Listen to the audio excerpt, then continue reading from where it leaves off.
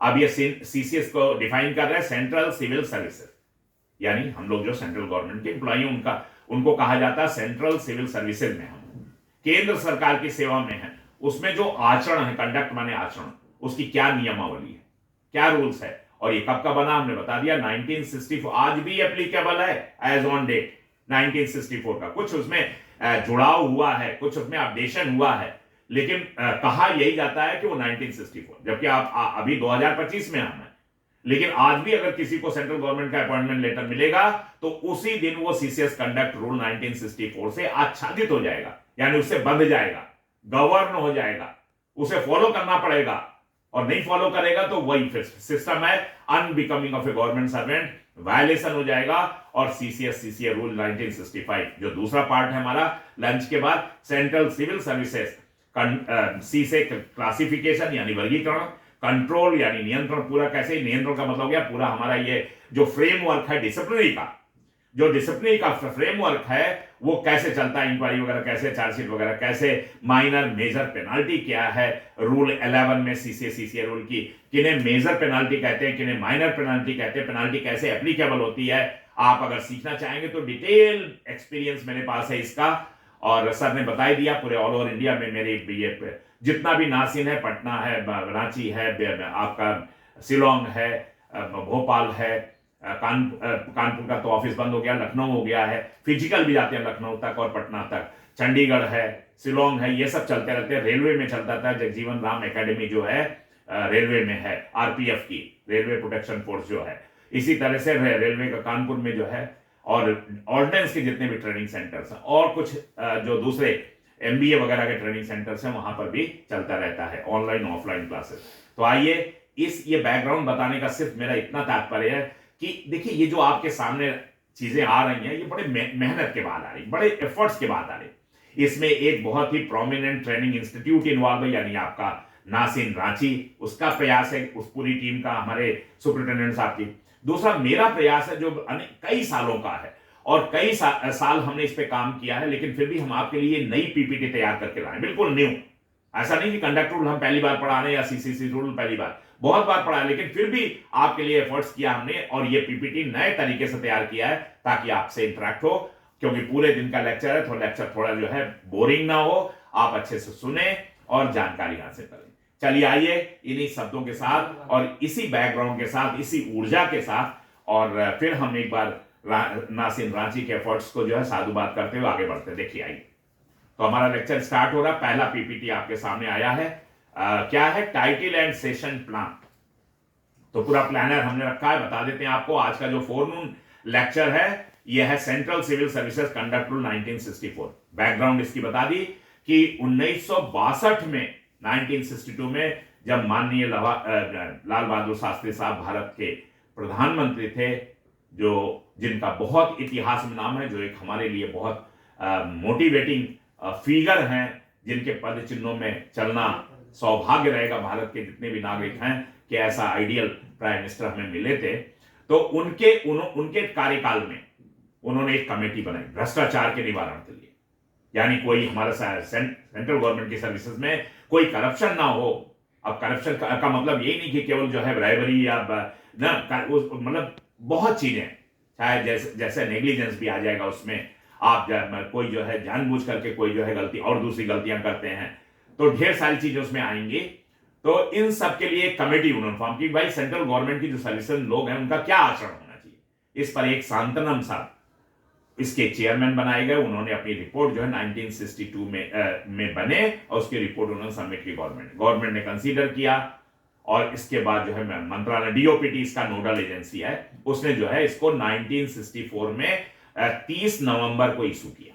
पूरे all over India में ये एप्लीकेबल हो गया सारे सेंट्रल गवर्नमेंट के एम्प्लॉइज पर। लेकिन सरकार के दिमाग में ये भी था कि भाई कंडक्ट रूल तो लागू हो गया, लेकिन अगर कोई वायलेशन करता तो क्या होगा, ये भी क्वेश्चन उठा। तो इसके लिए एक साल और लगा। फिर 1965 में 1 दिसंबर को उन्होंने ये सीसीए रूल 1965 लाया, जिसमें inquiry system, penalty system, major minor, ढेर सारे जो है फिर वो रूल बनाए। वो भी यही 25-30 रूल करीब है। तो इसमें जो है हम स्कोप क्या है, इसका क्या इंपॉर्टेंस है बताएंगे, की प्रोविजंस क्या है वो बताएंगे, इसके सारे जितने भी 25 रूल्स हैं और रिसेंट अमेंडमेंट्स क्या हुआ है, डूज डोंट बताएंगे, क्या आपको करना चाहिए क्या नहीं करना चाहिए as a central government employee, and case studies भी कुछ लेके आए। 2.5 घंटे का ये लेक्चर चलेगा, प्री लंच सेशन कह सकते हैं, और उसमें 40 पीपीटी कवर करने की कोशिश करेंगे। स्लाइड्स जो है इसमें इंट्रोडक्शन रहेगा, rule by rule highlights. Rule by rule का मतलब जैसे 1 2 3 4 5 6 7 18 25 रूल है, तो वो रूल बाय रूल आपको बताया क्या रूल है कंडक्ट रूल, इसके प्रैक्टिकल एग्जांपल्स हैं। सोशल मीडिया का क्या अभी लेटेस्ट इंस्ट्रक्शन है। देखिए सोशल मीडिया एक बहुत घातक चीज अभी हमारे सामने आ रही है, अगर आपने इसको बहुत संवेदनशील तरीके से नहीं हैंडल किया तो you are going to be caught, और सीसीएस कंडक्ट रूल एप्लीकेबल हो जाएगा। यानी सोशल मीडिया को बहुत सावधानी पूर्वक जो है किसी भी चीज को नहीं कि पोस्ट करते रहे, बस कुछ देखा और पोस्ट कर दिया, ऐसा नहीं। आपको इसमें बहुत जो है इसके लिए इंस्ट्रक्शंस है, कंडक्ट रूल में ही इंस्ट्रक्शंस है। आपको बताएंगे गिफ्ट लेना है, जैसे मान लीजिए आपको गिफ्ट लेने का उसका अपडेट क्या है, ये तो बराबर जो है अपडेट होता रहता है। अभी थ्रेशोल्ड, उसके लिए एक वो इंग्लिश में वर्ड है, क्या दहलीज है। सेंट्रल गवर्नमेंट एम्प्लॉय अगर सी कैटेगरी में है, बी में है, ए में है, तो उसकी दहलीज क्या सरकार ने सीमा क्या रखी है कि भाई मान लीजिए कि उसका शादी है या उसका और कोई सेरेमनी है या कोई बड़ा वो ओकेजन है, तो वो कितने रुपए तक गिफ्ट ले सकता है, उसकी दहलीज क्या है, सीमा क्या है, और अगर उसके बियॉन्ड है तो उसको क्या करना है, ये भी चीज है इसमें, इस रूल में। तो वो सब डिस्कस करेगा कि अगर कोई दे रहा है गिफ्ट आपको ज्यादा है, जो आप मान लीजिए ग्रुप सी में है और आपकी एक दहलीज है 5,000 10,000 पर, तो उससे बियॉन्ड दे रहा है, तो आप उसको जो है क्या प्रोसेस है, अपने एचओडी को कैसे इंफॉर्म करेंगे, प्रोसीजर क्या है, उस पर जो है ये सारी चीजें, डिसिप्लिन अनुशासन कैसे रखना है कंडक्ट रूल के हिसाब से। क्वेश्चन आंसर सेशन भी अगर टाइम मिलेगा, और क्विक असेसमेंट जो है लेंगे इस पे। तो आइए नेक्स्ट पीपीटी में चलते हैं हरीडली। लर्निंग ऑब्जेक्टिव्स क्या है, यानी क्या उद्देश्य लेकर के कि इस लेक्चर के बाद जो आप पार्टिसिपेंट्स हैं हमारे रांची जो जोन के जितने भी सेंट्रल एक्साइज के दफ्तर जुड़े हुए हैं और जहां से लोग जुड़े हुए हैं, विल बी एबल टू, आप किस योग्य हो जाएंगे, समर्थ हो जाएंगे। विल बी हो जाएंगे, क्या हो जाएंगे, समर्थ। किस बात के लिए, टू स्टेट, यानी बताने में समर्थ हो जाएंगे। क्या बताने में समर्थ होंगे कि पर्पज और स्कोप क्या है सीसीएस कंडक्ट रूल का, क्या उद्देश्य है, क्या उसका इंपॉर्टेंस है, क्या दायरा है कंडक्ट रूल का। दूसरा, will be able to explain, आप इस बात एक्सप्लेन करने की, समझाने की स्थिति में आ जाएंगे लेक्चर के बाद कि मेजर ऑब्लिगेशन क्या है as a central government employ, यानी जो मेजर यानी मुख्य जो है आपके उत्तरदायित्व क्या है, जो सरकार ने प्लेस किए हैं कि हमारा आप सेंट्रल गवर्नमेंट की सर्विस में है, तो ये ऑब्लिगेशन आपको, ये उत्तरदायित्व निभाने हैं। आप नहीं कह सकते नहीं नहीं सर हम नहीं मानेंगे। न्यूट्रलिटी, न्यूट्रलिटी का कंसेप्ट क्या है कि आप जो है बिल्कुल निष्पक्ष रहिए, ये नहीं कि बीजेपी कांग्रेस और बीएसपी ये सब करते रहे, या बिहार का इलेक्शन होने वाला तो आरजेडी और वो सब हो गया, नीतीश बाबू का जो पार्टी है, ये सब नहीं करना है, आपको न्यूट्रल रहना है। न्यूट्रलिटी इसका कौन सा मतलब कंडक्ट रूल में ये सब एक्सप्लेन करेंगे। इंटीग्रिटी यानी शुचिता, ईमानदारी, पवित्रता, आपके चरित्र की भी, आपके कैरेक्टर की भी, आपकी पर्सनालिटी की भी, आपके काम की भी, आपके सोशल लाइफ की भी, पारिवारिक जीवन की भी। आप ऑफ द ड्यूटी टाइम अगर जो है किसी पब्लिक प्लेस पे हैं, वहां पर भी आपकी पवित्रता क्या है, वो ये इंटीग्रिटी सिखाएगी आपको। ये नहीं जाकर के आप किसी पार्टी में शराब पी करके लौट रहे हैं, तो ये अपेक्षा नहीं सरकार करती है अपने एम्प्लॉय से, क्योंकि आप सर एक मिरर है, दर्पण है, आप सरकार का एक तरह से दर्पण है, यानी लोग जो है सरकार की छवि जो है आपके कैरेक्टर के माध्यम से, आपकी पर्सनालिटी के माध्यम से देखते हैं। तो अगर आप मान लीजिए किसी पार्टी में आप कहेंगे सर मैं तो पार्टी को ड्यूटी पर तो नहीं हूं, पार्टी है, पार्टी चल रही है, हमने पी लिया, आप पार्टी है ठीक है, अलाउड है, पी लीजिए, लेकिन कोई ऐसा मिसबिहेव करते हुए या कोई ऐसा बैड सीन क्रिएट करते हुए अगर आप दिखेंगे तो सीसीएस कंडक्ट रूल में आपको चार्जशीट मिलेगी।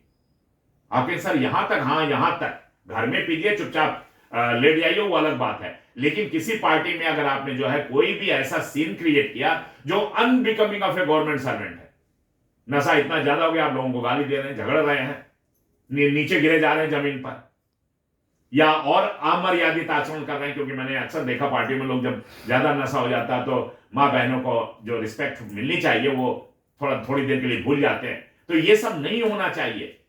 कटसी भी पूरी कटसी मेंटेन करेंगे, कटसी, अब आप देखिए कटसी आपको मेंटेन करनी किसके साथ, अपने क्लाइंट के साथ। कटसी किसके साथ, अपना जो भी आपका, जैसे मान लीजिए आप टैक्स रियलाइजेशन आपकी जिम्मेदारी है कि टैक्स एविजन नहीं कोई कर सके, टैक्स रियलाइजेशन।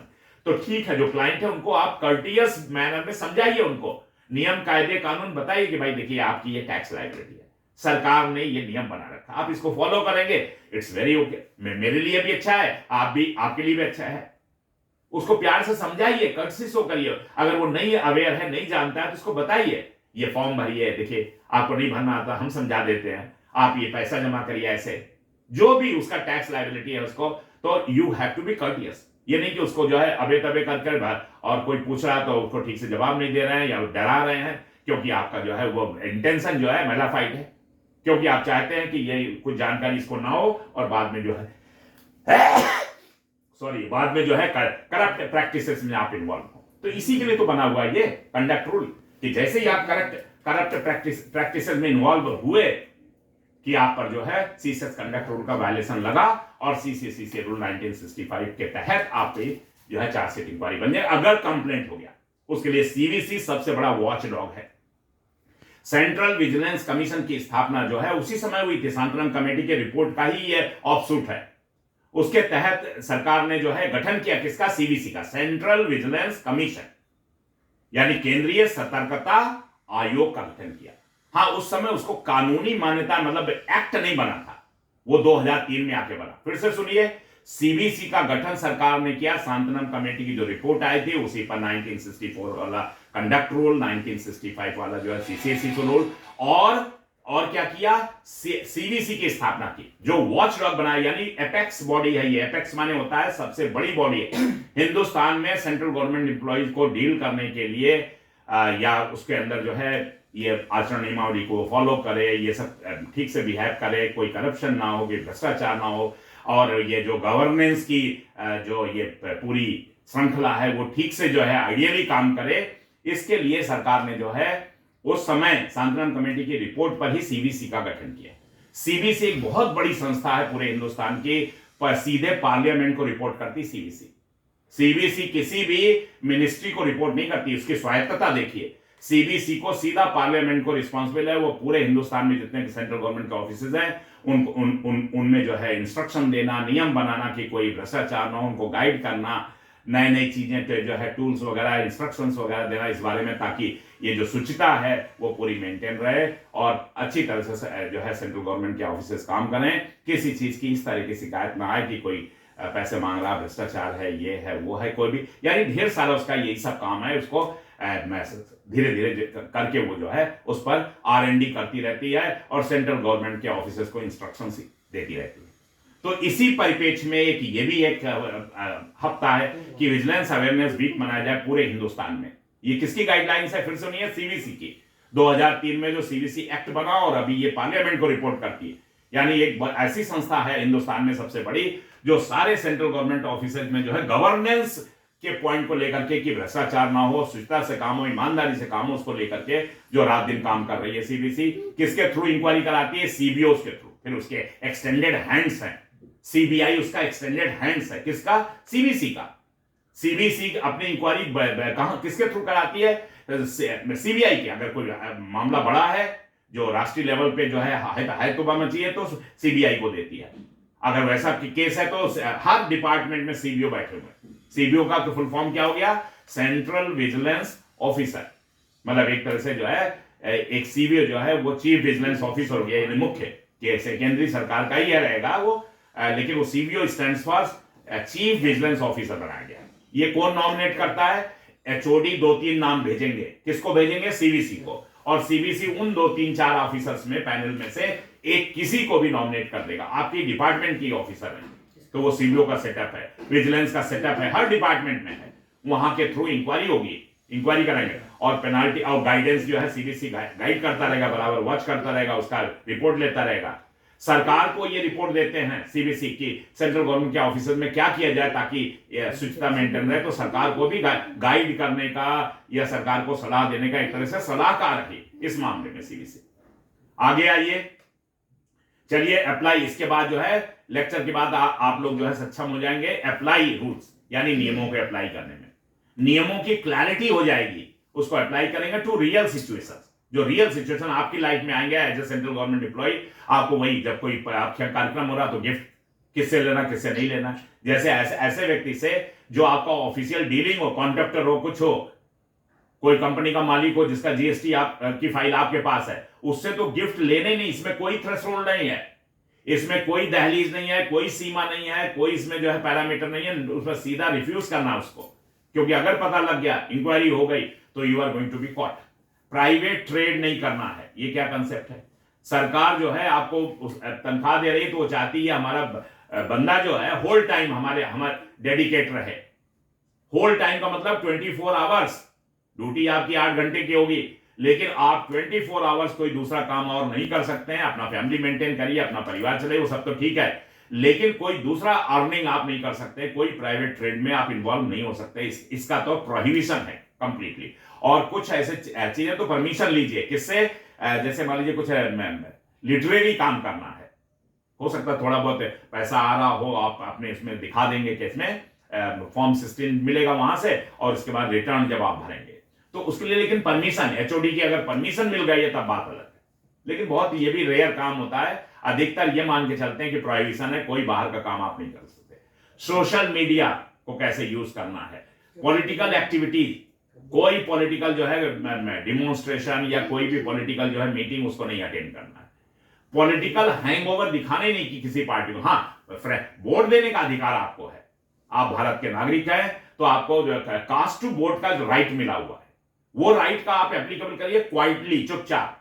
ये भी नहीं कि निकल करके जो है गले में गमछा डाले हैं या झंडा लिए हैं, ये सब नहीं। ये करते हुए किसी ने अगर फोटो खींच लिया और भेज दिया आपके एचओडी को, तो आप जो है ये रूल 16 की चार्जशीट आपको आ जाएगी, और उसमें जो आर्टिकल ऑफ चार्जेस में यही लिखा होगा कि आपने कंडक्ट रूल का जो है वायलेशन किया है, क्योंकि आपने पॉलिटिकल न्यूट्रलिटी नहीं दिखाई, आपने जो है पॉलिटिकल एक्टिविटीज में एक्टिव पार्टिसिपेशन किया है।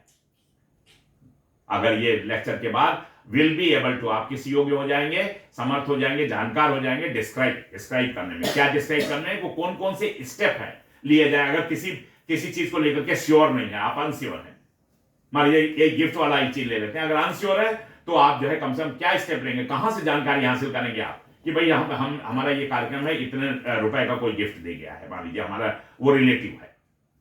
अब रिलेटिव है, मान लीजिए 25, आपका जो है एक लिमिट है, ग्रुप ए का मान लीजिए 25,000 है, ग्रुप बी का मान लीजिए उसमें जो है 15,000। अगर 15,000 से ज्यादा कोई आपको दे गया है, 50,000 की टीवी कोई दे गया है, तो फिर क्या करना है, व्हेन सीकिंग परमिशन, तो फिर आपको परमिशन कैसे लेना है, इन्फॉर्म कैसे करना है, बताना है अपने एचओडी को कि सर ऐसा ऐसा हमारे बच्चे का शादी था, उसमें जो है एक ऐसा व्यक्ति जिससे हमारा ऑफिशियल कोई डीलिंग नहीं, वो हमारा खास रिलेटिव है, ये रिलेशन है, वो हमें एक ऐसा आइटम दे गया। अब हम उसे वापस करते हैं, मना करते हैं, वो भी डेकोरम के अगेंस्ट है, सोशल जो नॉर्म्स बने हुए हैं। तो आप मुझे कृपया बताइए, आपकी परमिशन है क्या मैं इसे अपने पास रखूं, तो yes you will get the permission, और उसको आप रख लीजिए, उस कागज को फाइल कर लीजिए अपने सुरक्षित आगे के लिए, कि कोई कहीं पर कोई बात होगी तो वो पेपर जो है आपको बताया कि आप how honest you are towards your duties. तो ये सब चीजें हम डिस्कस करेंगे, इस योग्य आप हो जाएंगे। आगे चलिए, आप हिस्टोरिकल बैकग्राउंड आपको बता चुके, बहुत ज्यादा इस पे टाइम नहीं देंगे, कि कंडक्ट रूल्स वर फ्रेम्ड, ये कब फ्रेम किए गए थे, फॉलोइंग दी सांथनम कमेटी, यही है SANTHANAM, सांथनम साहब की जो कमेटी, उसकी रिकमेंडेशन मिली थी, 62 में अपॉइंट हुए थे, मेरे ख्याल 64 के आस जब आए हैं तो इस कमेटी की रिपोर्ट मिली है, फिर उसको गवर्नमेंट ने कंसीडर किया होगा, डीओपीटी ने, उस पर सरकार की मंत्रालय में जो कैबिनेट कमेटी, उसका अप्रूवल हुआ होगा। तो ये जो रिकमेंडेशन टू स्ट्रेंथन, किस बात के लिए, स्ट्रेंथन यानी मजबूती देने के लिए, किसको, प्रोबिटी को। ये वर्ड बड़ा जो है अम्ब्रेला टर्म है, इसमें बहुत चीजें। प्रोबिटी का मतलब है पूरी न्यायिक व्यवस्था, सत्यनिष्ठा, ईमानदारी, पवित्रता, सरकारी ड्यूटी की जो है शुचिता, हर चीज प्रोबिटी में आ गई। यानी एक पब्लिक सर्विस में जो है क्या शुचिता मेंटेन करनी है, वो सब जो है उसको स्ट्रेंथन करने के लिए 1964 में ये बनाया। तो बैकग्राउंड क्लियर हो गया सीसीएस कंडक्ट रूल का। दे आर इशूड, ये क्या है, आर्टिकल 309, आर्टिकल संविधान की धारा 309 में ये सब चीजें हैं कि ये सरकार का जो है जो गवर्नेंस में मशीनरी लगी हुई है, उसको कैसे रेगुलेट होगा, कैसे उसको जो है मेंटेन होगा, उसके क्या राइट हैं, क्या अधिकार हैं, सरकार के क्या अधिकार हैं एज ए एम्प्लॉयर। और ये रूल जो है गवर्न करते हैं, क्या गवर्न करते हैं, conduct of central government servant. Central government servant का क्या आचरण होगा, और इसकी अथॉरिटेटिव कंसोलिडेटेड टेक्स्ट जो है वो पब्लिश की जाती है डीओपीटी, नोडल एजेंसी डीओपीटी है, वो पब्लिश करती है इसको। अपडेट करके, जैसे हमने बताया कि 1964 का ही रहेगा, लेकिन उसमें कई बार जुड़ जाता है। क्या जुड़ जाए, जैसे पहले मान लीजिए रूल 3 है, रूल 3 में रूल 3A जुड़ गया किसी टाइम, रूल 3 में 3B जुड़ गया, रूल 3 में 3C जुड़ गया, ऐसे जोड़ा गया है रूल में। रूल तो वही है जो ओरिजिनली फ्रेम हुए थे 25 रूल, लेकिन उसमें जो है बीच बीच में जैसे भी अपडेशन आया है, तो हर बार के लिए आप लेटेस्ट देखिए जो हम आपके लिए लेकर के आए हुए हैं। ठीक है, आगे बढ़ते हैं। तो रूल कितने हैं, अब देखिए इसका स्ट्रक्चर और कवरेज क्या है। सीसेस कंडक्ट रूल का there are 25 plus rules, number के हिसाब, संख्या के हिसाब से करीब उसमें 25 रूल्स हैं। कवरिंग, वो क्या क्या कवर करता है रूल्स, यानी परिभाषाएं सारी बताएगा। जितने ऑब्लिगेशंस हैं, ऑब्लिगेशन माने आपके जितने भी जो है उत्तरदायित्व हैं, यानी आपको क्या करना है, डूज और क्या नहीं करना, वो सब ऑब्लिगेशन का पार्ट हो गया। रेस्ट्रिक्शंस, वही क्या नहीं करना है, रेस्ट्रिक्शंस वही आप जो बताया, पॉलिटिकल एक्टिविटी, गिफ्ट, ट्रेड और प्रॉपर्टी ट्रांजैक्शन रूल 18 में बताया जाएगा। बहुत इंपॉर्टेंट है, लखनऊ में अभी जो है रूल 18 पे लेक्चर हुआ था मेरा, केवल इसी रूल पे कि सर आकर के बताइए कि प्रॉपर्टी ट्रांजैक्शन, मान लीजिए प्रॉपर्टी हमारी फॉरेन में है तो उसको क्या करना है, लोकल है तो क्या करना है, कैसे बेचना खरीदना है प्रॉपर्टी, इसके ट्रांजैक्शन का रूल 18 में क्या नियम है, कैसे परमिशन लेनी है, क्या करना है। पब्लिसिटी क्रिटिसिज्म, यानी कि सरकार की आलोचना कर रहे हैं, ना कोई पब्लिसिटी ना कोई क्रिटिसिज्म।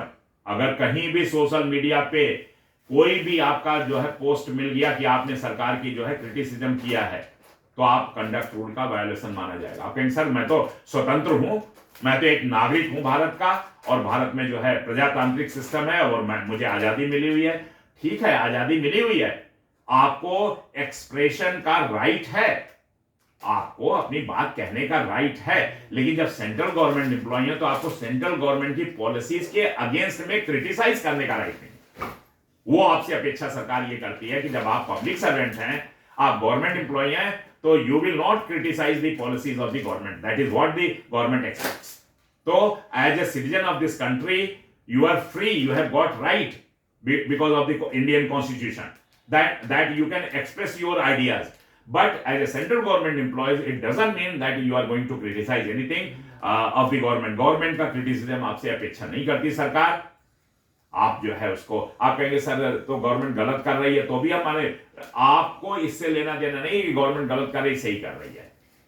आप क्रिटिसाइज पब्लिकली नहीं करेंगे, आपकी क्या मन में धारणा वो अलग बात है, किस चीज को आप प्रमोट करते हैं किस चीज को नहीं, लेकिन पब्लिकली आप गवर्नमेंट की किसी भी पॉलिसीज को, वेदर इट इज गुड और बैड, फिर से सुन लीजिए, वेदर द पॉलिसी गुड और bad, you are not suppose to criticise on public platform. किसी भी पब्लिक प्लेटफॉर्म में आपको क्रिटिसिज्म का अधिकार नहीं है, वो कंडक्ट रूल का वायलेशन माना जाएगा। आपका एक्सप्रेशन ऑफ राइट जो है यहां पर नहीं रहेगा। आप बाकी चीजों में एक्सप्रेशन ऑफ राइट रखिए, but so far as criticism of the policies of the central government is concerned, you are not given this expression of right that you are going to say anything या criticize any about the policies of the government। ठीक है, आपसे अपेक्षा सरकार करती है कि आप फॉलो करेंगे उसे और मानेंगे। एंड इंटरप्रिटेशन या डेलीगेशन, तो इस पर कोई भी आपका जो है पब्लिकली नहीं कर सकते। Several rules have been amended, conduct rule के तमाम रूल्स ओवर टाइम समय के अनुसार अमेंड किए गए हैं। we have to always refer, हमें रेफर करना है डीओपीटी का जो कंसोलिडेटेड टेक्स्ट है, अपडेटेड 2014 के बाद अपडेशन तो नहीं, वही जो चल रहा वही चल रहा है।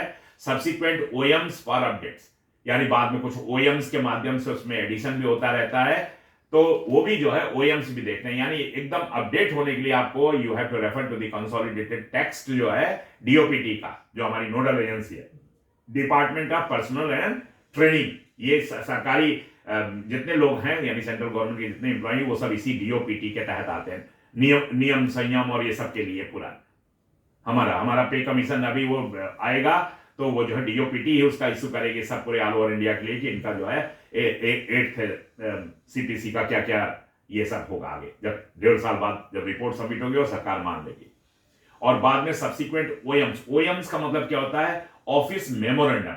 सरकार क्या करती है, गवर्नमेंट या मिनिस्ट्री क्या करती है कि वो ओएम्स इशू है, जो भी वो इशू करती है नियम कायदे कानून अपने इंप्लॉयज के लिए, तो वो ओएम्स के थ्रू माध्यम से, ये एक माध्यम है कम्युनिकेशन का तमाम माध्यम में कम्युनिकेशन के, उसमें जो मिनिस्ट्रीज इशू करती है वो ऑफिस मेमोरेंडम के माध्यम से इशू करती है। मान लीजिए कि उसको कोई रूल सब पूरे ऑल ओवर इंडिया के जितने ऑफिस वहां भेजना है कि भाई ये चीज फॉलो करिए, तो ओएम्स इशू करेगी, डीओपीटी ओएम से। तो उसका अपडेट आप देखते रहिए। आगे चलिए, ये देखिए, थोड़ा सा देखने में आपको तकलीफ होगी, लेकिन कोई बात नहीं। आगे एक एक नियम हमने डिस्कस किया, हम केवल एक एक ग्लांस दिखाना चाहते हैं।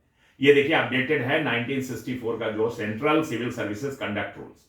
तो इसमें देखिए, ये सीरियल नंबर मत देखिए, ये तो 32 तक गया। यहां देखिए रूल कितने हैं, 25 रूल्स हैं। अब हमने कहा बीच बीच में अमेंडमेंट हुआ है, जैसे रूल 3 जनरल रूल्स है, इसमें रोमन 1 से लेकर के और रोमन 21 तक ऐसे कुछ है, क्या करना क्या नहीं करना, डूज और डोंट है। ये मेन रूल माना जाता है, रूल 3। इसमें देखिए बाद में 3A जुड़ा है, 3B जुड़ा है, 3C जुड़ा है। ये बाद में कब जुड़ा, जैसे प्रॉम्प्टनेस एंड कर्टसी। बाद में ये पाया होगा सरकार ने कहीं कि बड़े र्यूड होते हैं सेंट्रल गवर्नमेंट के जो ऑफिसर स्टाफ हैं, क्लाइंट से ठीक से डील नहीं करते हैं, तो उन्होंने 3A में डाला कि प्रॉम्प्टनेस और कर्टसी, यानी तुरंत काम करना है आपको।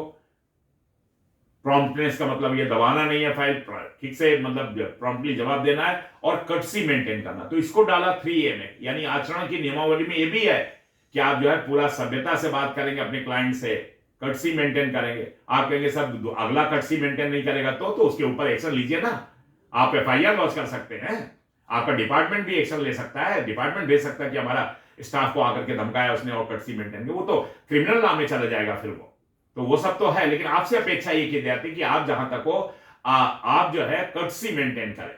कर्टसी माने संयम है, या आपका जो कार्य व्यवहारिक जो है, जो आपका आचरण है वो ठीक से सभ्य हो, अपनी बात कहिए। सभ्य होने का मतलब ये नहीं कि आप अपनी बात कहिए, लेकिन हाँ कहने का तरीका, उसमें लहजा जो है वो कोई गाली गलौज नहीं करना है, और कर्टसी। तो ये डाला 3B में देखिए, ऑब्जर्वेंस ऑफ गवर्नमेंट पॉलिसी। बाद में सरकार ने ये पाया कि सेंट्रल गवर्नमेंट के जो एम्प्लॉय हैं वो सरकार की पॉलिसीज को जो है ऑब्जर्व भी नहीं करते हैं या क्रिटिसाइज करते हैं।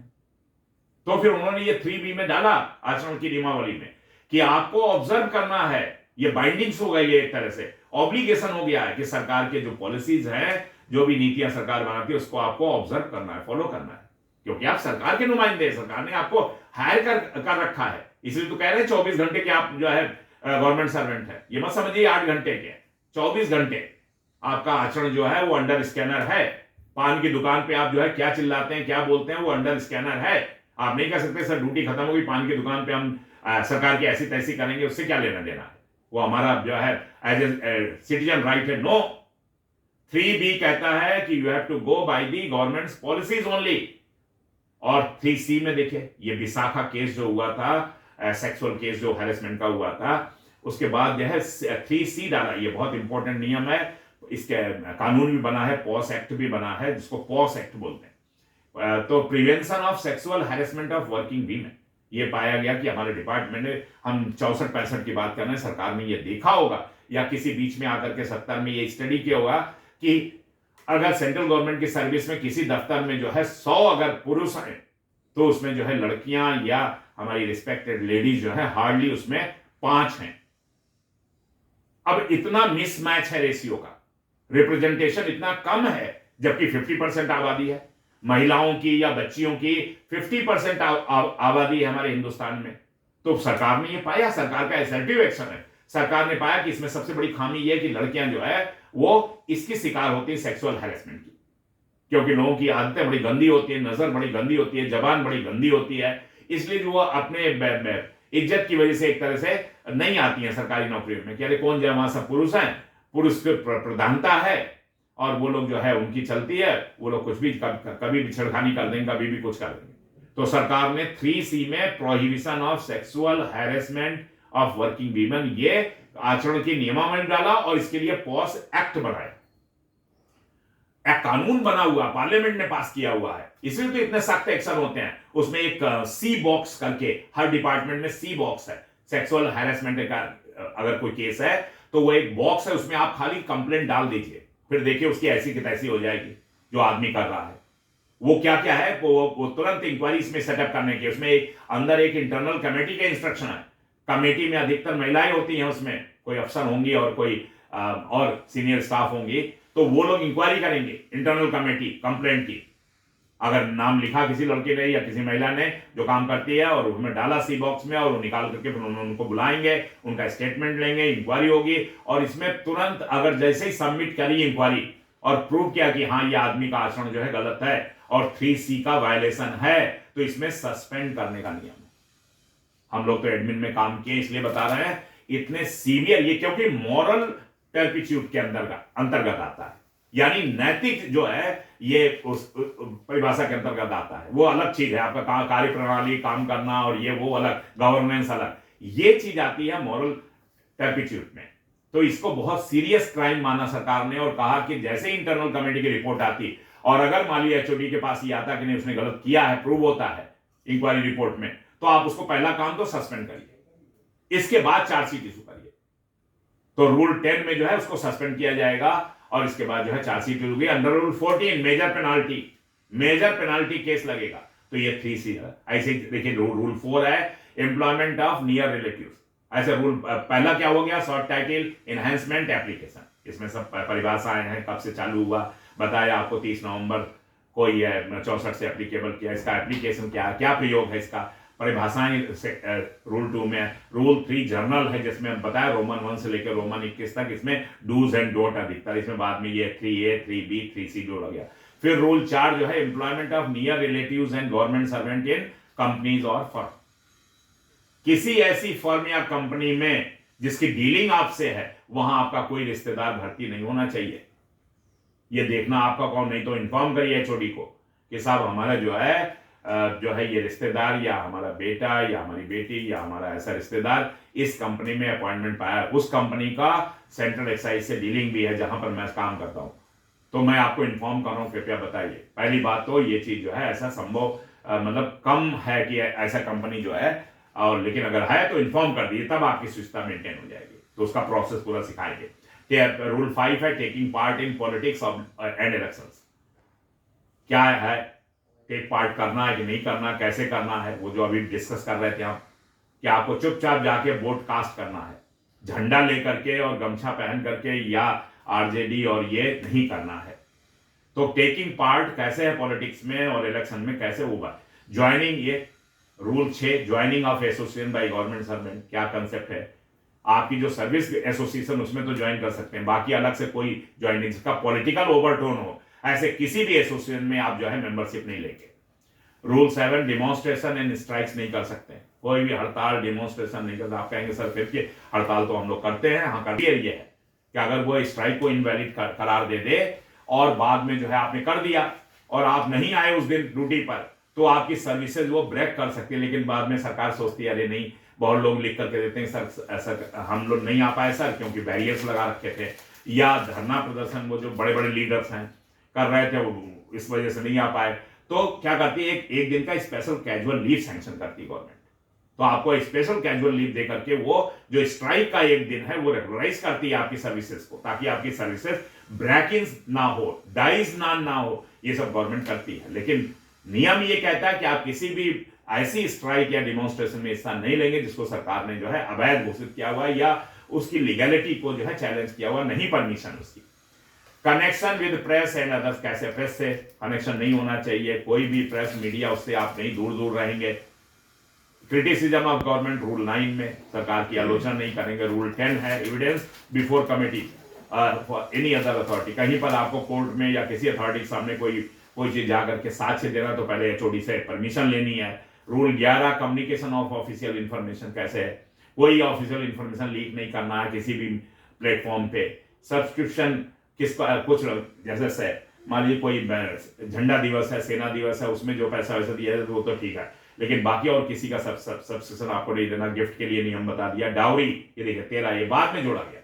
जब रूल 64 में एप्लीकेबल किया, डाउरी नहीं सोचा होगा सरकार ने इतना, बाद में देख रहे हैं कि दहेज एक प्रथा ऐसी है जो चली आ रही, इस पर घटाव ही नहीं हो रहा है, तो उन्होंने जो है एटलीस्ट सेंट्रल गवर्नमेंट एम्प्लॉय के लिए 13A डाल दिया कि ये डाउरी जो है आप नहीं लेंगे, न डाउरी दहेज लेंगे न देंगे, ये डाल दिया 13A में। और साथ साथ इसका अलग जो आपका BNS है, भारतीय न्याय अभी या CRPC या फिर आपका जो है ये रूल है, उसके तहत तो अलग है, ये वो अलग चीज है।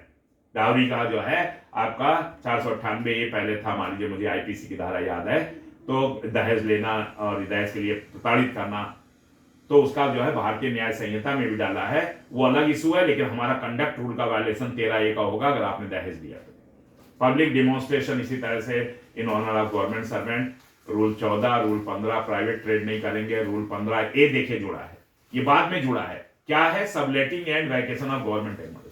बाद में सरकार ने पाया कि लोग जो स्टेट है जिस डिपार्टमेंट में, लोग खाली नहीं करते हैं, ट्रांसफर हो गया खाली नहीं करेंगे मकान सरकारी, रिटायरमेंट हो गया सरकारी मकान खाली, ट्रांसफर हो गया नहीं खाली करेंगे। या कुछ लोग तो और होशियारी करते हैं कि मान लीजिए उनका HRA कट रहा है और मान लीजिए उसका लाइसेंस फी वगैरह दे करके 20,000 रुपया मान लीजिए कट रहा, तो उसको 30,000 में भाड़े में उठा देंगे, तो उसको बोलते हैं सबलेटिंग, यानी 10,000 रुपया उससे भी कमा रहे हैं। तो सरकार ने ये 15A लेकर के आई कि सबलेटिंग और वैकेशन, ये इसके तहत जो है कंडक्ट, अगर आप नहीं करते तो कंडक्ट रूल के तहत भी आपको चार्जशीट मिलेगी। बाकी वो under PPA, public premises act जो बना है, जो अंडर PP एक्ट जो है, स्टेट ऑफिसर जो एक्शन लेगा, आपको सामान निकाल के बाहर करेगा, उसकी जो कार्रवाई करेगा वो सब अलग है, पुलिस का हेल्प लेगा। लेकिन उससे पहले आपको चार्जशीट अंडर रूल सिस्टम मिल जाएगी 15A के वायलेशन का, कि आपने जो है सबलेटिंग किया हुआ, अगर सूचना मिल गई, दूसरे को दिया हुआ किराया वसूल कर रहे हैं, या आप जो है वैकेट नहीं कर रहे हैं और पीरियड निकल चुका है, आपको PP एक्ट में नोटिसेस मिल चुकी हैं। आगे चलिए, इन्वेस्टमेंट लैंडिंग, वहां शेयर मार्केट में कोई ऐसा जो है कोई भी खरीद फरोख्त नहीं करेंगे कि जस्ट तीन आता है ना कि एक साल में दूना, ये सब कोई भी लैंडिंग बोरोइंग इसमें इन्वॉल्व नहीं होंगे, ताकि कोई इनसॉल्वेंसी ना हो। इनसॉल्वेंसी का मतलब है दिवालियापन ना हो जाए, आपकी हैबिचुअल जो है कर्ज लेने की आदत ना पड़ जाए। तो रूल 17 में देखिए, इंसॉल्वेंसी और हैबिचुअल इनडेटेडनेस पढ़ते, इसको बी साइलेंट रहता है, ऐसा नहीं। Rule 18 very very important, movable, immovable, valuable property का जो है लेन देन, खरीद फरोख्त, दे ट्रांसफर, ये सब कैसे करेंगे। मूवेबल माने जो है चल संपत्ति, इमूवेबल माने अचल संपत्ति, जैसे आपका प्लाट हो गया, दुकान हो गया, मकान हो गया, खेत हो गया, इमूवेबल। और मूवेबल प्रॉपर्टी है जैसे आपका ज्वेलरी हो गया और जो चीजें हैं, मोटरसाइकिल हो गया, कार हो गया, तो मूवेबल प्रॉपर्टी हो गई, बड़ा टेलीविजन हो गया, फ्रिज हो गया, जैसे भी। रूल 18A देखिए बाद में जुड़ा है, 18A का मतलब है बाद में जुड़ा है। क्या है? Restriction in relation to acquisition and disposal of immovable property outside India. पहले सरकार ने ध्यान नहीं दिया 64 में, बाद में देखा कि लोग इंडिया में तो नहीं, इंडिया में तो मान लीजिए आच्छादित हो जाएंगे रूल से कंडक्ट के, लेकिन बाहर है उनका, मान लीजिए दुबई में है, अब क्या करें, वो खरीदना बेचना चाहते हैं, वो इमूवेबल प्रॉपर्टी है, तो गवर्नमेंट इसको भी लेकर के आई रूल 18A में, कि अगर विदेश में भी है तो भी आपको HOD की परमिशन लेनी, इन्फॉर्म करना है, उसका ट्रांजेक्शन सब शो करना है, परमिशन लेने के बाद ही आप उसका डिस्पोजल कर सकते हैं या खरीद सकते हैं। 19 विंडिकेशन। विंडिकेशन वर्ड का मतलब है पुष्टि, सफाई। जैसे आपके ऊपर किसी ने मान लीजिए मैलिशियस एलिगेशंस लगाया, ठीक है, आपके आश्रम पे, आपके काम को लेकर के, आपका जो सर्विस का जो आपका ये है, जो सर्विसेज आप देते हैं, मैंडेट सर्विसेज, उस पर कोई, तो आप सफाई देने चले जाते हैं, आपको सफाई देने की जरूरत नहीं, सरकार ने प्रोटेक्शन दिया हुआ है। इसमें सेक्शन 19 में आपको बताया कि सरकार आपके बिहाफ में सफाई देगी आपके काम की। और अगर सफाई देना है किसी फोरम पे जाकर के, आपको प्रेस में देना है जाकर के या कहीं भी, कि भाई ये हमारे ऊपर ऐसा मैलिशियस एलिगेशन लगाया गया है जस्ट टू मेलाइन आपकी इमेज को, तो परमिशन लीजिए, किससे? अपने HOD से, तब जाइए कि सर देखिए ऐसा ऐसा चल रहा है, हम जाकर के प्रेस में जो है इसका विंडिकेशन करेंगे। विंडिकेशन माने उसका स्पष्टीकरण देंगे, तो कोई भी स्पष्टीकरण देने से पहले आपको HOD की परमिशन लेनी पड़ेगी। कन्वेसिंग नहीं, सेक्शन 20 आपको कन्वेसिंग ऑफ नॉन ऑफिशियल और अदर, कोई भी बाहर का इन्फ्लुएंस मिलाएंगे, मान लीजिए भर्ती चल रही है आपके यहाँ, या कोई काम ऐसा चल रहा है किसी में, आप जो है कोई आपके ऊपर एक्शन हो रहा, आप HOD को जो है, अपने HOD जो डिसिप्लिन अथॉरिटी है उसके ऊपर किसी मिनिस्टर का फोन करवा देते हैं कि भाई हमारा आदमी, आपने कैसे इसको चार्जशीट इशू कर दिया है, ये जरा देखिए। तो क्या करेगा आपका HOD, क्या करेगा वो, इस बात से दबेगा नहीं, अगर वो क्या करेगा, सेक्शन 20 में आपको एक और चार्जशीट दे देगा कि आपने सेक्शन 20 का वायलेशन किया है। सेक्शन 20 ये कहती है कि आप किसी भी आपने सरकारी रोल के लिए जो आप काम कर रहे हैं सरकार का, वहां पर अपने HOD पर कोई दबाव, कोई उस पर जो है इस तरह का इन्फ्लुएंस, प्रभाव बाहर का नहीं ला सकते। अगर लाते हैं तो वो ये आपका आचरण की नियमावली जो है 20 का उल्लंघन है, रूल। ऐसे ये और रूल्स है सब, आप मैरिज नहीं कर सकते। दूसरी, हिंदू मैरिज एक्ट में जो है रिस्ट्रिक्शंस है, भाईगमी परमिटेड नहीं है। हाँ, कहीं पर जैसे मुस्लिम पर्सनल लॉ वगैरह है वहां पर है, लेकिन बाकी जो है सेंट्रल गवर्नमेंट एम्प्लॉय के लिए जो है वो नहीं है। वो एक ही विवाह करेगा और एक ही शादी करेगा और कोई भी इसमें परमिटेड नहीं है। रिस्ट्रिक्शंस रिगार्डिंग मैरिज, तो सेक्शन 21, हाँ पर्सनल लॉ वगैरह का कुछ छूट है, लेकिन हम हिंदू मैरिज एक्ट की बात कर रहे हैं, वो एक्ट भी बना है और सेक्शन 21 भी एप्लीकेबल है कि एक ही आपका जीवित अगर कोई आपका जो है उसको उसके लिए वर्ड है स्पाउस है, यानी अगर फीमेल एम्प्लॉय हमारी तो उसका हस्बैंड है, अगर मेल है तो उसकी वाइफ है, तो आप रीमैरिज नहीं कर सकते। Consumption of intoxicating drinks and drugs आ गया रूल 22। कोई कंजम्पशन आप शराब का नहीं करेंगे, कोई भी ड्रग का नहीं आकर के कि पता लगा ऑफिस में शराब पी करके बैठे हैं। अरे ऑफिस तो छोड़िए, किसी भी पब्लिक प्लेस में जो है आप शराब पी करके या कोई भी ड्रग नशे में आप जो है झूमते अगर पाए गए तो वो भी जो है रूल 22 का वायलेशन हो जाएगा। 22A एक और बाद में जोड़ा गया, वो क्या है कि आप जो है बाद में ये गवर्नमेंट ने देखा होगा कि बच्चों को लोग जॉब उनसे काम देते हैं, तो आपको जो है prohibition regarding employment of children below 14 years आ गए। 14 साल से नीचे किसी बच्चे, जैसे आप क्या मान लो सर्वेंट रखना है, तो आपने किसी भी जो है 10 साल के बच्चे को रखा हुआ है या बच्ची को रखा हुआ है तो नहीं, ये प्रोहिबिशन है। अगर किसी ने कंप्लेंट कर दी कि आपके पास 10 साल की बच्ची आपके दिन भर घर में काम करती है, तो आप जो है as a central government employ आपको रूल 22A का आपने उल्लंघन कर दिया, आपको चार्जशीट मिल जाएगी। आपने कैसे रखा उसको, आप कोई एम्प्लॉयमेंट नहीं दे सकते हैं। चुपचाप अगर है तो वो तो काम चल ही रहा है। तमाम जैसे बीड़ी वर्कर्स में बच्चे हैं, तमाम पटाखा में बच्चे आप देख ही रहे हैं जो जहां मैन्युफैक्चरिंग होती है, लेकिन वो सब जो है ये जो है माइनर जो चिल्ड्रन उनको नहीं रखेंगे। इसका जो कानून बना उसका भी उल्लंघन है और रूल 22A का भी। और रूल 23 कहता है इंटरप्रिटेशन के लिए आपको कहां जाना है, डीओपीटी जाना है, सेंट्रल गवर्नमेंट को रेफर करना है, डेलीगेशन ऑफ पावर्स का रूल 24, और 25 है रिपील एंड सेविंग, यानी इससे पहले जितने भी कंडक्ट रूल के लिए कुछ है नियमावली तो उसको ये रिपील करता है, यानी उस पर उसको सुपरसीड करता है और ये एप्लीकेबल हो जाएगा। और सेविंग का मतलब जो पहले मान लीजिए कोई केस चल रहा किसी चीज को पहले वाले रूल को लेकर के, तो वो उसको सेव भी करेगा।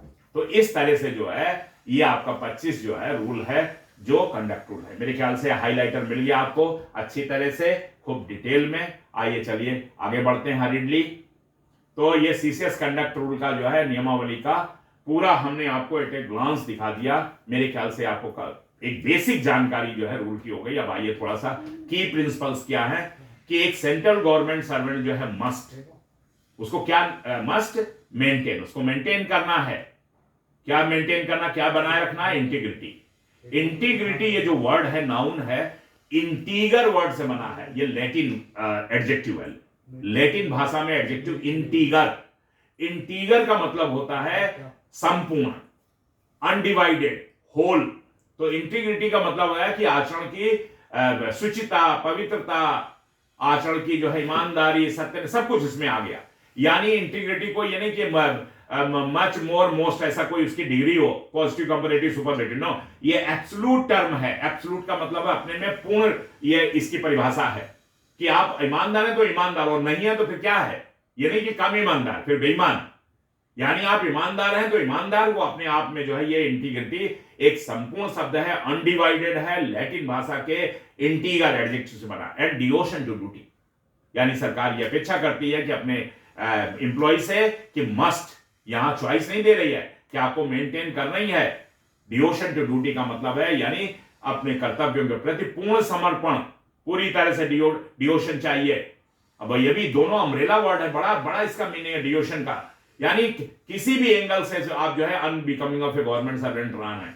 आपको 8 घंटे ड्यूटी दी गई तो 8 घंटे में जितनी अपेक्षा कर रही सरकार काम की उतना काम निकालिए, नहीं तो डिवोशन टू ड्यूटी नहीं दिखाई देगा।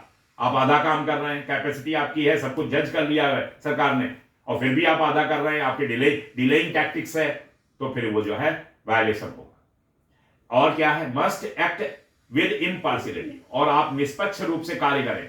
न्यूट्रलिटी, वही इम्पार्शियलिटी और न्यूट्रलिटी एक है, यानी कोई पॉलिटिकल हैंगओवर ना हो, बिल्कुल न्यूट्रल हो आप।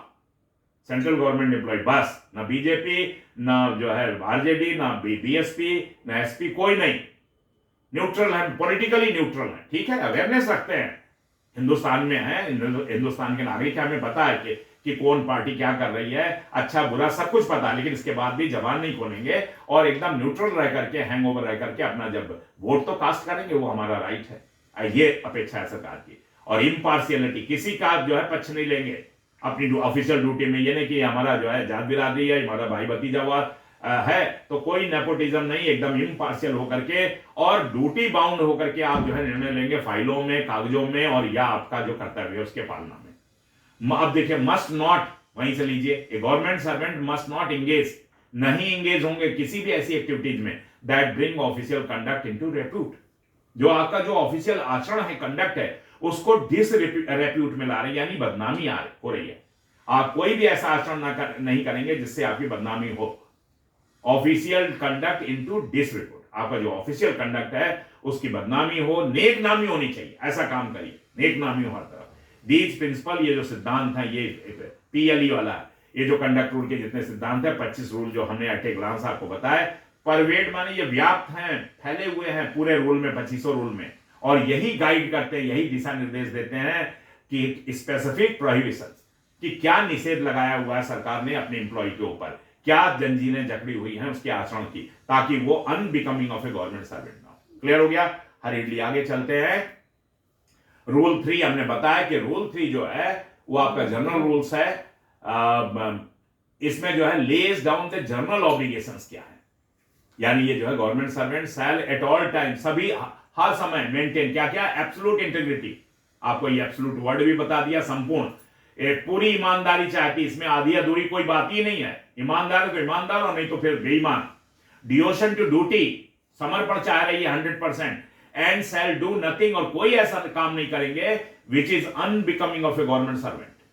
जो क्या है, unbecoming of A government servant, यानी अनबिकमिंग, ये जीरन फॉर्म है। अनबिकमिंग मतलब कि सरकार जो है ये चाहती है अपने सर्वेंट से, जो या अपने एम्प्लॉय से जो अपेक्षा करती है, उसके विपरीत आचरण आपका ना हो। अनबिकमिंग का ये सब, बिकमिंग हो, योग्य हो आप भारत सरकार के एक नुमाइंदे के रूप में, या सामने वो एक वर्ड मुलाजिम के रूप में, आप जो है योग्य मुलाजिम हो, ना कि अयोग्य, ऐसा समझिए। तो क्या क्या चाहिए प्रैक्टिकली, यानी आपको अवॉइड करना है कंफ्लिक्ट ऑफ इंटरेस्ट, कहीं भी कंफ्लिक्ट ऑफ इंटरेस्ट नहीं होना चाहिए। यानी यही जिससे क्या आप किसी ऐसी कंपनी में आपका जो है भाई काम कर रहा है कि उसकी डीलिंग आपसे है, तो आप कंफ्लिक्ट ऑफ इंटरेस्ट है, आप डिसीजन नहीं ले पाएंगे। जब वो फाइल आई है आपके सामने, तो आप जो है कंफ्लिक्ट ऑफ इंटरेस्ट पैदा हो जाएगा। क्या आप नियमों से चलेंगे तो उसमें सफर कर रहा भाई आपका उस कंपनी में, और अगर आप नियमों से नहीं चलेंगे तो कंप्रोमाइज कर रहे हैं, तो वो उसे कहते हैं कंफ्लिक्ट ऑफ इंटरेस्ट। तो इसको अवॉइड करना है, बिल्कुल न्याय का तराजू बराबर दोनों पड़ा। मेंटेन पब्लिक ट्रस्ट, और लोगों का विश्वास बनाए रखना है। And act Fairlie in official, जितनी ऑफिशियल डीलिंग है 1 to 100 जितना भी है, सब में फेयरली जो है बिल्कुल एक जो है ऐसे का निष्पक्ष होकर के काम करना है, और एथिकल काम करना है। इसलिए वो इंग्लिश में वर्ड है एथिक्स पे काम करना है। तो आपके जीवन का एक एथिक्स होना चाहिए कि आप सरकार के मुलाजिम हैं, फेयरली काम करें, निर्भीक होकर के काम करें, नियमों के तहत काम करें, नियमों से बद्ध होकर के, और आचरण तो आपका ऐसा हो कि हिंदुस्तान के सारे लोग आपकी तरफ देखें। फिर से सुनिए, आचरण ऐसा हो कि हिंदुस्तान के सारे लोग आपकी तरफ देखें, ऐसा सरकार अपेक्षा करती है। एक आइडियल आपका आचरण हो, एक एग्जाम्पलरी जो है ऐसा आचरण हो आपका, जो लोग फॉलो करें। You should be a torch bearer, आप जो है एक टॉर्च बियरर बने, यानी एक आप ऐसे श्रेष्ठ और अच्छे भारत सरकार के जो है मुलाजिम बने कि आपका मिसाल दिया जाए अच्छे काम के लिए, अच्छे आचरण के लिए। आइए चलिए इसी शब्दों के साथ आगे बढ़ते हैं। 3A हमने बताया, 3A जोड़ा गया था, प्रॉम्प्टनेस एंड कर्टसी हमने बता दिया है। आपका जो है ये एम्फेसाइज क्या करता है, क्या रिक्वायर, ये जो रूल है इसकी आवश्यकता क्या है कि आप प्रॉम्प्टली काम करिए, कर्टियस काम करिए, गवर्नमेंट के नियमों के तहत काम करिए, और नागरिकों के प्रति या अपने क्लाइंट के प्रति रिस्पॉन्सिवनेस रखिए, जवाबदेही रखिए, दायित्व रखिए, या जवाब दीजिए नहीं कि कुछ बोल ही नहीं, बता ही नहीं और दबा के बैठे फाइल। एम्फेसाइजेस पंक्चुअलिटी, ये रूल 3A ये भी एम्फेसाइज करता है। ये किस पे जोड़ देता है कि आपकी पंक्चुअलिटी मेंटेन हो, समय के पाबंद रहे आप। अगर जो चीज जितने दिन में, इसके लिए जो है क्या कहते हैं, सिटीजन चार्टर बना हुआ है, सिटीजन चार्टर एक्ट हम पढ़ाते हैं। सिटीजन चार्टर जो बना रहता वो प्रोमिनेंटली डिस्प्ले रहता, तो उसके अनुसार काम करेगा। अगर आपको पता है कि 2 दिन में जो है GST का नंबर देना है तो नंबर देना है। अगर कोई भी ये चीज 15 दिन में हैंडल होनी है तो 15 दिन के अंदर उसको करना है, तो वो हो गया नियमों की पंक्चुअलिटी। और पुअर रिकॉर्ड कीपिंग, जो प्रॉपर रिकॉर्ड कीपिंग, यानी रिकॉर्ड कीपिंग जो है पुअर नहीं होना चाहिए बल्कि बहुत अच्छा होना। आजकल तो ऐसे भी सब देख रहे हैं आप कि हर चीज जो है ई ऑफिस के तहत जो है, जो HRM हमारा ह्यूमन रिसोर्स मैनेजमेंट है 2.0 2021 से जो लागू है, वो सब आजकल तो हर चीज ऑनलाइन धीरे धीरे हो रही है। और कर्टियस बिहेवियर हो किसके प्रति, पब्लिक के प्रति भी और अपने जो है कलीग्स के प्रति भी। कलीग्स, इसका प्रोनाउंसिएशन कलीग्स माने आपके सहकर्मी बंधु, चाहे मेल हो चाहे फीमेल, सहकर्मी बंधु, इसलिए ये जो है ये कॉमन एक तरह से जो है जेंडर है।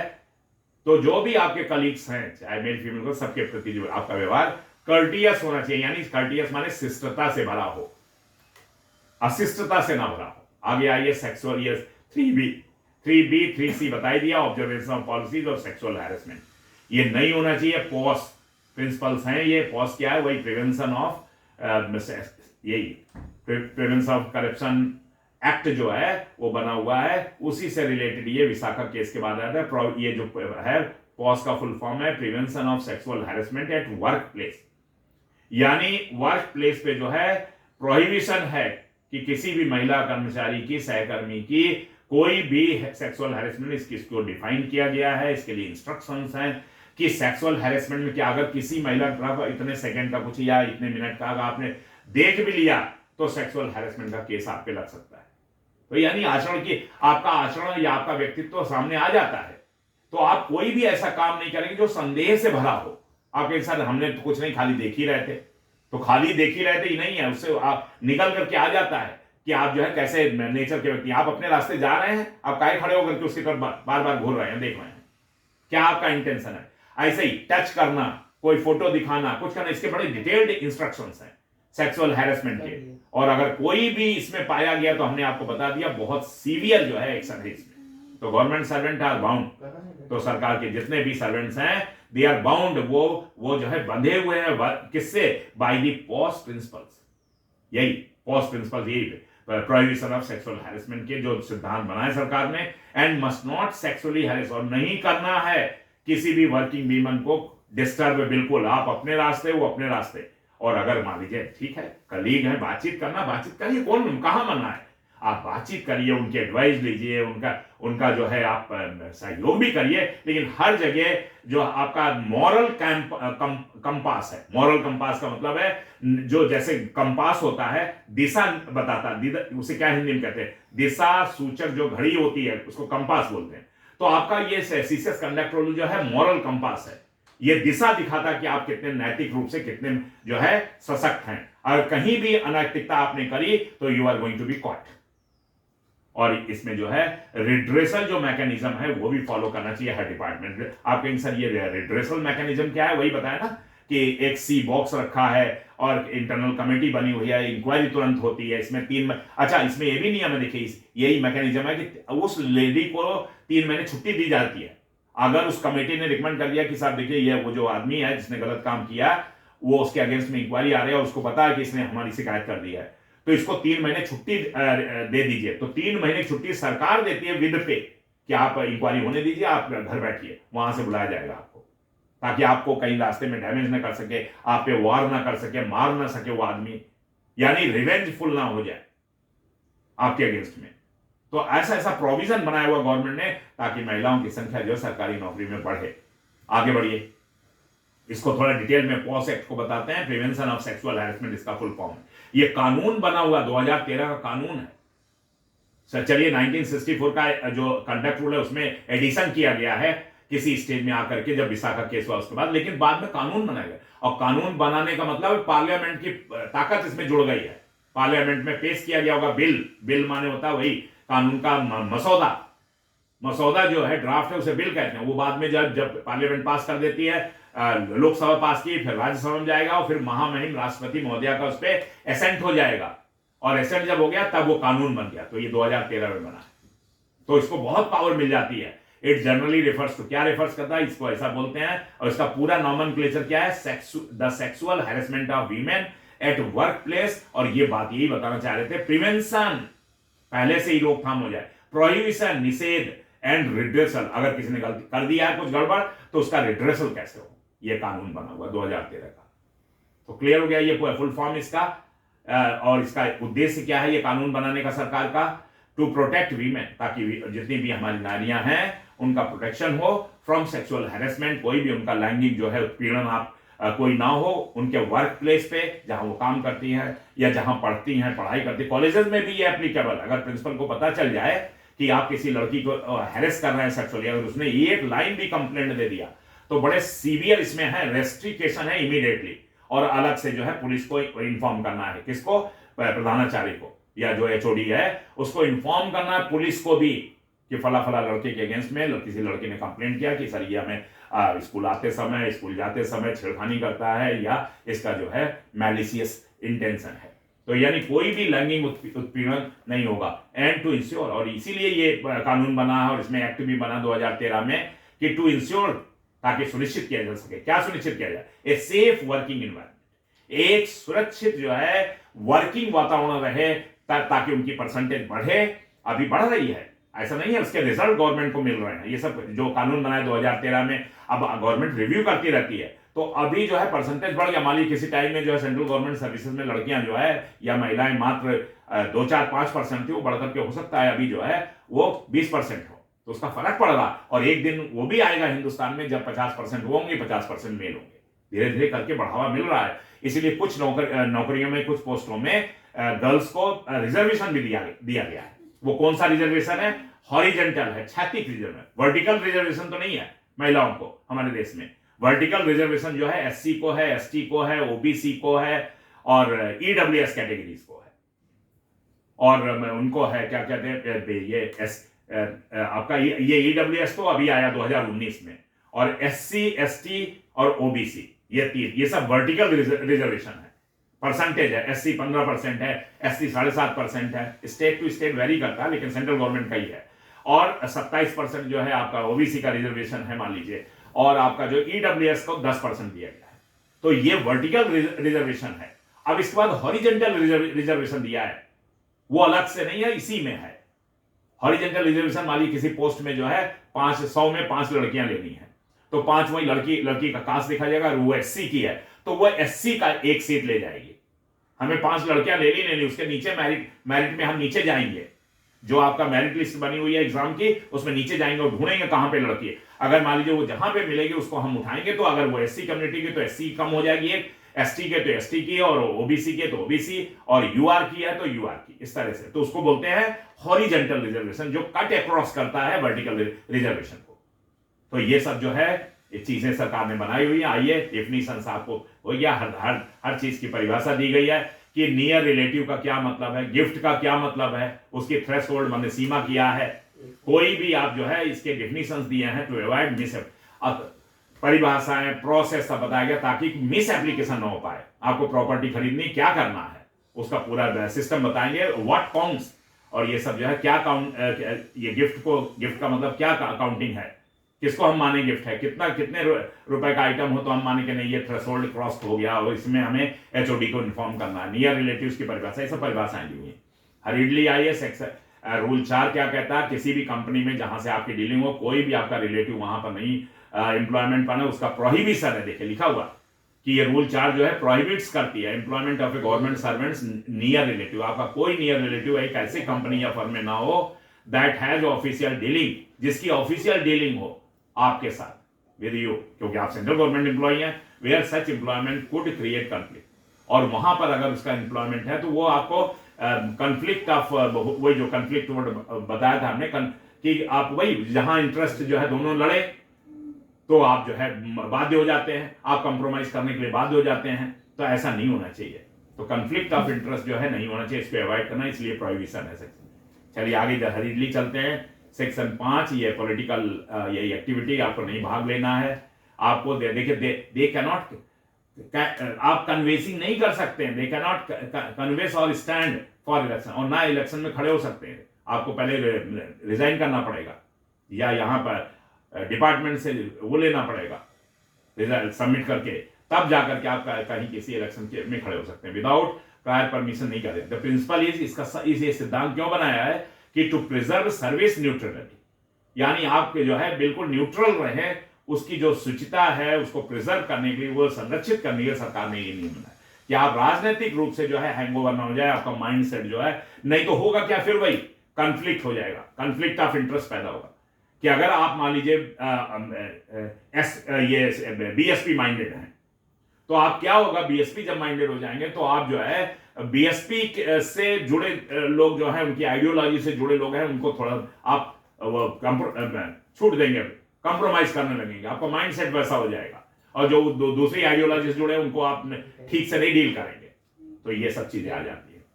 6-7 ये प्रेस मीडिया में आप नहीं जा सकते पब्लिसिटी के लिए इस तरह से, ये देखिए लिखा रिस्ट्रिक्शन है, ये रूल्स जो है 6 और 7 रिस्ट्रिक्ट करता है टू बी, कि आप जो है कोई भी मीडिया में जो है अपना कोई भी ओपिनियन नहीं दे सकते हैं।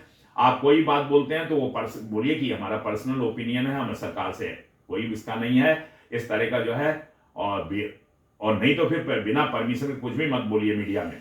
आप ब्रॉडकास्ट या टेलीकास्ट में अगर जाए तो मस्ट अवॉइड, आपको पार्टिसिपेशन करिए। आप कोई अगर मतलब ऐसा काम है, कोई सोशल है, कोई और डिबेट है, टॉपिक है जो समाज से जुड़ा हुआ है, तो वो सब करिए, लेकिन उसमें सरकार को क्रिटिसाइज मत करिए, उसकी पॉलिसीज को, कोई भी कॉन्फिडेंशियल इंफॉर्मेशन जो है डिस्क्लोज मत करिए। तो क्लियर हो गया यहां तक? अभी जो है 10:30 से 12 बजे, तो क्या हम लोग ब्रेक ले सकते हैं सर? ये नासिन रांची कोई हमें